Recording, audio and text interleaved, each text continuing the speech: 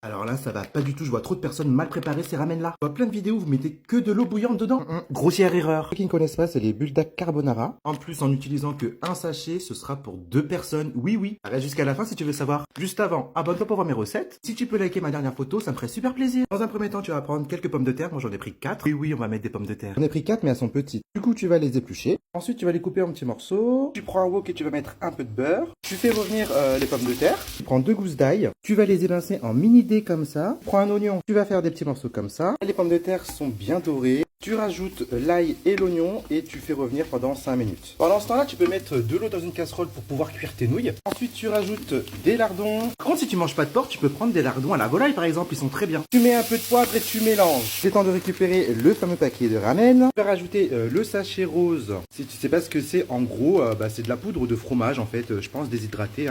Ensuite, tu vas rajouter la fameuse sauce rouge. Alors, celle-ci, dans ce paquet-là, elle pique moins que celle des paquets noirs, là, tu sais, les ramen qui piquent le plus au monde. Je vais tout mettre parce que je sais comment elle pique, celle-ci. Plus tu vas mettre de sauce rouge et plus ça va piquer. Tu vas aussi rajouter un peu de cette sauce. C'est la même, mais en plus piquante. Là, t'es pas obligé d'en mettre. C'est juste moi qui aime ça. Hop, tu mélanges bien. Et au bout, alors, je rajoute les nouilles pour les cuire. Là, vraiment, 2 minutes, même pas. Dans ce temps-là, tu vas rajouter de la crème fraîche. Moi, j'ai pris de la crème fraîche épaisse, mais tu peux prendre de la crème liquide, vraiment comme tu veux. J'ai mis 3 grosses cuillères à soupe et en fait là je vais mélanger.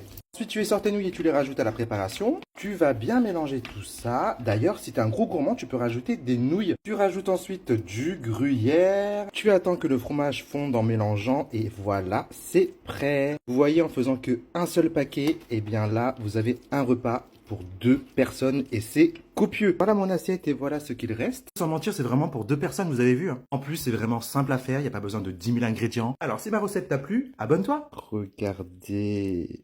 Ah là là. J'allais oublier le style à ça.